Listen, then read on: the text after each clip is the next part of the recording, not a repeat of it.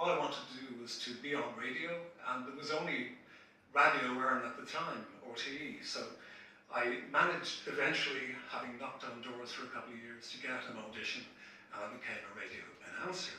To get into the corporate end of things, I needed to upskill myself if I'm asking people to upskill into my skill set.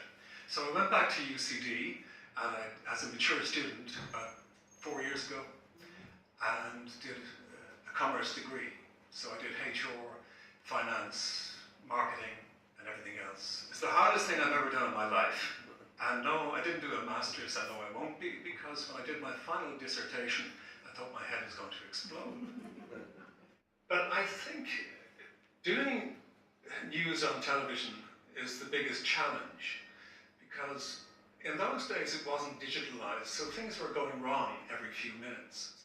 But to be very honest about it, I think what I will bring to it, and hopefully will bring to it, it's what Alan has asked me to bring to it, is to get people to communicate one-to-one, to a camera or to one person, and not to a room.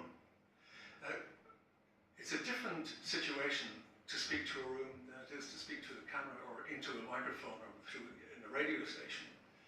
And I think the best thing to say to people is, it is not public speaking, it is actually one-to-one speaking.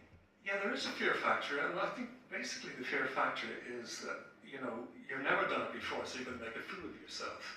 But the thing is to go out there and have a go, make a fool of yourself first time around, in a quiet corner, and then you will learn the process as you move through it. But I think you're kind of on your toes when it's a live situation, and the truth will always come out.